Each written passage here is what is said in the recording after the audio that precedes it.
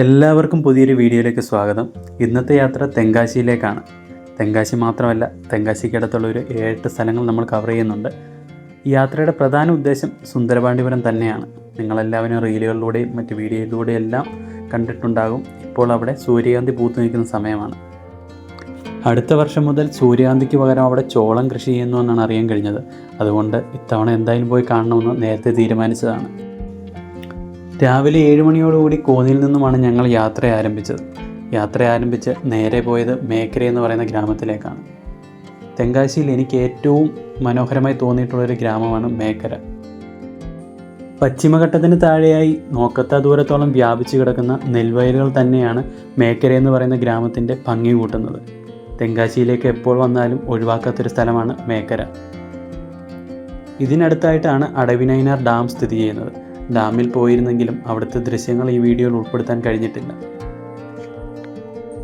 നമ്മുടെ പാലക്കാടിനോട് സാദൃശ്യമുള്ളൊരു ഭൂപ്രകൃതിയാണ് മേക്കരയ്ക്കുമുള്ളത്. കേരളത്തിന് അന്യമായിക്കൊണ്ടിരിക്കുന്ന ഒരു ഗ്രാമീണ ഭംഗി മേക്കര എന്നും കാത്തു സൂക്ഷിക്കുന്നുണ്ട്.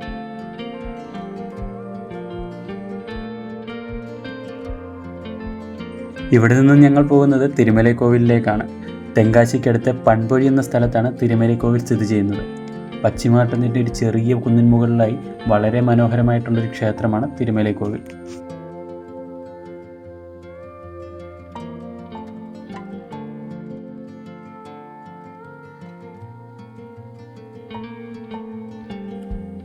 തിരുവരുച്ചേൽവർ ശിവകാമി അമ്മയ്യാറാണ് ഈ മുരുകക്ഷേത്രം പണി കഴിപ്പിച്ചത്.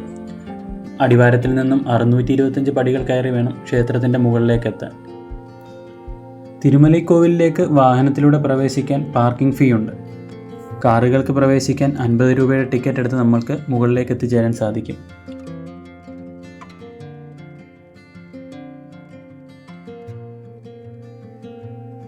ഇപ്പോൾ ക്ഷേത്രത്തിലേക്ക് എത്തുന്നതിൽ ഭൂരിഭാഗം ആൾക്കാരും സഞ്ചാരികളാണ്. പൂർണ്ണമായും കല്ലിൽ തീർത്ത ഈ ക്ഷേത്രത്തിലെ കൊത്തുപണികൾ കാണാനായാണ് കൂടുതൽ ആൾക്കാരും ഇവിടേക്ക് എത്തിച്ചേരുന്നത്.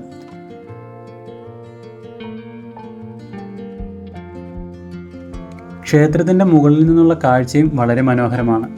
ആകാശം തെളിഞ്ഞതാണെങ്കിൽ തിരുനെൽവേലി ജില്ലയുടെ പകുതി ഭാഗത്തോളം ഇവിടെ നിന്ന് നമുക്ക് കാണാൻ സാധിക്കും.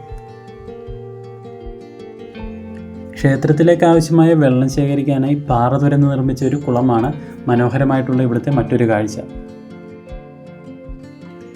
കുളത്തിലേക്ക് വേണ്ട വെള്ളം താഴെ ഒരു കിണറിൽ നിന്നും പമ്പ് ചെയ്താണ് ഇവിടേക്ക് എത്തിക്കുന്നത്.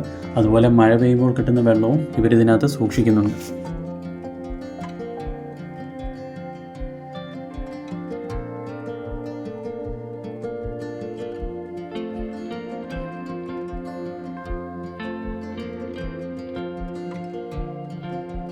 വളരെ സമാധാനപരമായിട്ടുള്ളൊരു അന്തരീക്ഷമാണ് തിരുമലൈക്കോവിലിനുള്ളത്.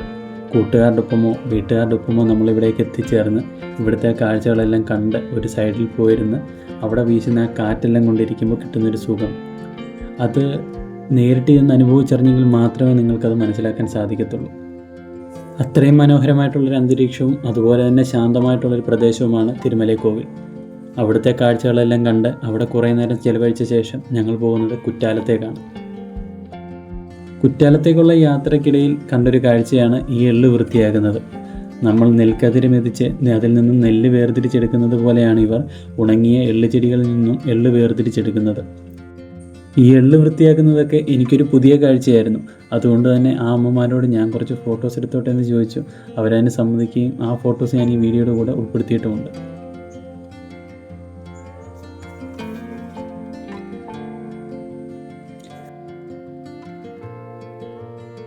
അങ്ങനെ ഈ അമ്മമാരുടെ ഫോട്ടോയൊക്കെ എടുത്ത് യാത്ര പിന്നെയും പോയിക്കൊണ്ടിരിക്കുമ്പോഴാണ് നമ്മുടെ സ്വന്തം ഗോപാലൻ ചേട്ടനെ കാണുന്നത്. പുള്ളി ഇങ്ങനെ പശുവിനെയൊക്കെ മേയിച്ചുകൊണ്ട് വരുന്നത് കണ്ടപ്പോൾ പുള്ളിയുടെ 2 ഫോട്ടോ എടുത്താൽ കൊള്ളാമെന്ന് തോന്നി. പക്ഷേ ഇത്തവണ അനുവാദം ചോദിക്കാൻ നിന്നില്ല. കിട്ടിയ അവസരത്തിൽ 2 ഫോട്ടോ എടുത്തു. ഒരു ദിവസത്തിൽ കൂടുതൽ സ്ഥലങ്ങൾ കവർ ചെയ്യാനുള്ളത് കൊണ്ട് ഒരു സ്ഥലത്ത് അധികം നേരം നിൽക്കാറില്ല. അങ്ങനെ ഞങ്ങൾ കുറ്റാലത്തേക്ക് യാത്ര തുടർന്നു. ഈ വീഡിയോ കാണുന്ന കൂടുതൽ ആൾക്കാരും കണ്ടിട്ടുള്ളൊരു സ്ഥലമായിരിക്കും തെങ്കാശിയിൽ കുറ്റാലം വെള്ളച്ചാട്ടം. തെങ്കാശി യാത്രകളിൽ നമ്മൾക്ക് ഒഴിവാക്കാൻ പറ്റാത്തൊരു സ്ഥലമാണ് കുറ്റാലം. അവധി ദിവസമായതുകൊണ്ടായിരിക്കാം കുറ്റാലത്ത് മുൻപ് കണ്ടിട്ടില്ലാത്ത പോലെ ജനത്തിരക്കുണ്ടായിരുന്നു. അതുകൊണ്ട് വെള്ളച്ചാട്ടത്തിൻ്റെ അടുത്ത് പോയി വീഡിയോ എടുക്കാനൊന്നും കഴിഞ്ഞില്ല. ദൂരെ നിന്ന് കണ്ടതേ ഉള്ളൂ. പക്ഷേ ഇത്തവണ കുറ്റാലത്ത് നിന്നും അത്ഭുതപ്പെടുത്തിയ മറ്റൊരു കാഴ്ചയുണ്ടായിരുന്നു. അതാണ് നിങ്ങൾ ഇനി കാണാൻ പോകുന്നത്. നമ്മുടെയൊക്കെ പറമ്പുകളിൽ തെങ്ങിൻ്റെ മുകളിലും അതുപോലെ പാറയിടുക്കലിലുമൊക്കെ പറ്റിപ്പിടിച്ച് വളരുന്ന ആട്ടുകൽക്കിഴങ്ങാണ് നിങ്ങൾ ഈ കാണുന്നത്. ഇവിടെ ഇതിന് 300 രൂപയ്ക്കാണ് ഇവർ വിൽക്കുന്നത്. ചോദിച്ചപ്പോൾ അറിയാൻ കഴിഞ്ഞത് തണുപ്പ് കാലത്തും അതുപോലെ ഗർഭിണികളായിട്ടുള്ള സ്ത്രീകൾക്കും സൂപ്പ് വെച്ച് കുടിക്കാനായിട്ടാണ് ഇവരിത് ഉപയോഗിക്കുന്നത്. നാട്ടിൽ വലിയ വിലയില്ലെങ്കിലും അതിർത്തി മാറിയപ്പോൾ പൊന്നും വിലയുള്ളൊരു താരമായിരുന്നു ആട്ടുകൽക്കിഴങ്ങ്. അംഗൻവാടിയിൽ പഠിക്കുന്ന സമയത്ത് സ്ലേറ്റ് വൃത്തിയാക്കാനായിട്ടാണ് ഞാൻ ഈ കിഴങ്ങ് ഉപയോഗിച്ചിട്ടുള്ളത്. നിങ്ങളിത് സൂപ്പ് വെച്ചോ അതുപോലെ എന്തെങ്കിലും രീതിക്ക് കഴിച്ചിട്ടുണ്ടെങ്കിൽ ആ കാര്യം കമൻറ്റ് ചെയ്യുക. അതിനുശേഷം പോയത് കാശി വിശ്വനാഥർ ക്ഷേത്രത്തിലേക്കാണ്. തമിഴ് ശൈലിയിലുള്ള വാസ്തുവിദ്യയിൽ നിർമ്മിച്ച ഈ ക്ഷേത്രം 13-ാം നൂറ്റാണ്ടിൽ പാണ്ഡ്യ ഭരണാധികാരിയായിരുന്ന പരാക്രമ പാണ്ഡ്യൻ നിർമ്മിച്ചതാണെന്നാണ് വിശ്വസിക്കപ്പെടുന്നത്. 7 നിലകളുള്ള ഗോപുരമാണ് ക്ഷേത്രത്തിൻ്റെ പ്രധാന ആകർഷണം. അതുപോലെ ഇവിടുത്തെ ശില്പകലയും കണ്ടിരിക്കേണ്ട കാഴ്ച തന്നെയാണ്. വിശ്വനാഥ ക്ഷേത്രത്തിലേക്ക് എത്തിയ സമയത്ത് ഉള്ളിലേക്ക് പ്രവേശനമില്ലായിരുന്നതുകൊണ്ട് അകത്ത് കയറി കാണാൻ സാധിച്ചില്ല. അതുകൊണ്ട് തന്നെ സുന്ദരപാണ്ഡിപുരത്തേക്ക് ഞങ്ങൾ യാത്ര തുടർന്നു. തെങ്കാശിയിൽ നിന്നും ഏകദേശം 20 മിനിറ്റാണ് സുന്ദരപാണ്ഡിപുരത്തേക്കുള്ള യാത്രാ സമയം. പോകുന്ന വഴിക്ക് ധാരാളം കാറ്റാടിപ്പാടങ്ങളും അതുപോലെ വിവിധ തരത്തിലുള്ള കൃഷിപ്പാടങ്ങളും നമുക്ക് കാണാൻ സാധിക്കും.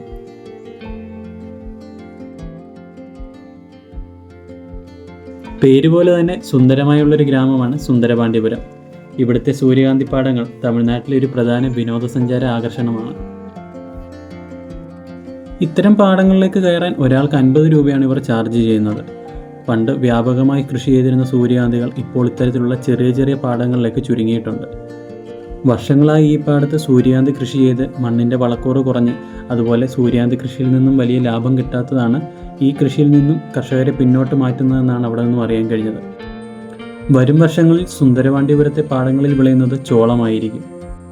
സഞ്ചാരികളെ ആകർഷിക്കാനായിട്ടാണ് ഇത്തരത്തിലുള്ള ചെറിയ പാടങ്ങളിൽ ഇവരിപ്പോഴും സൂര്യകാന്തി കൃഷി ചെയ്യുന്നത്. കൃഷിയിൽ നിന്നും കിട്ടുന്നതിനേക്കാൾ കൂടുതൽ ലാഭം ഇത്തരത്തിലുള്ള സഞ്ചാരികൾ ഇവിടെ വന്നു ചേരുന്നതിൽ നിന്ന് ഇവർക്ക് കിട്ടുന്നുണ്ട്. തിരുവനന്തപുരം, കൊല്ലം, പത്തനംതിട്ട ജില്ലക്കാർക്ക് എളുപ്പത്തിൽ എത്തിച്ചേരാൻ പറ്റുന്ന ഒരു സ്ഥലമാണ് Sundarapandipuram.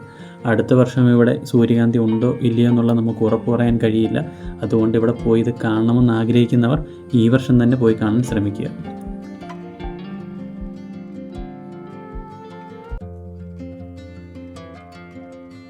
Save the date photoshoot നടത്താനും വെറുതെ ചെന്ന് നിന്ന് ഫോട്ടോ എടുക്കാനും, ഇനി ഫോട്ടോ എടുക്കുന്നില്ലെങ്കിൽ ചെന്ന് കണ്ട് ആസ്വദിക്കാനാണെങ്കിലും നല്ലൊരു ഓപ്ഷനാണ് സുന്ദരപാണ്ഡിപുരത്തെ ഈ സൂര്യകാന്തി പാടങ്ങൾ.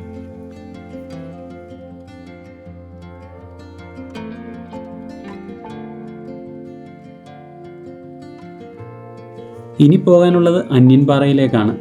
അന്യൻ സിനിമയിലെ പ്രശസ്തമായിട്ടുള്ളൊരു പാട്ട് ചിത്രീകരിച്ചിരിക്കുന്ന ലൊക്കേഷനാണ് നിങ്ങൾ ഈ കാണുന്നത്. ആ പാട്ട് ഏതാണെന്ന് മനസ്സിലായിട്ടുണ്ടെങ്കിൽ ഇവിടെ കമൻറ്റ് ചെയ്യുക. സമയക്കുറവ് മൂലം ചെറിയൊരു വിഷമം തോന്നിയത് ഇവിടെ എത്തിയപ്പോഴാണ്. നല്ല കാറ്റും അതുപോലെ തന്നെ വളരെ മനോഹരമായിട്ടുള്ളൊരു കാഴ്ചകൾ കുറേ സമയം കൂടി അവിടെ നിന്ന് ആസ്വദിക്കണമെന്നുണ്ടായിരുന്നു. അത് നടന്നില്ല. ഒരു പകൽ കൊണ്ട് തെങ്കാശിയിലെ മാക്സിമം സ്ഥലങ്ങൾ കാണുക എന്നുള്ളൊരു ഉദ്ദേശത്തോടു കൂടിയാണ് ഞങ്ങൾ ഈ യാത്ര ആരംഭിച്ചത്. അതുകൊണ്ട് തന്നെ ഇത്തരത്തിലുള്ള വിഷമങ്ങൾക്ക് ഇവിടെ സ്ഥാനമില്ലെന്നറിയാം. എന്നാലും പറഞ്ഞതേ ഉള്ളൂ. അന്യൻപാറയിലെ കാഴ്ചകളൊക്കെ കണ്ട് നാട്ടിലേക്ക് തിരിച്ചു പോവുകയാണ്.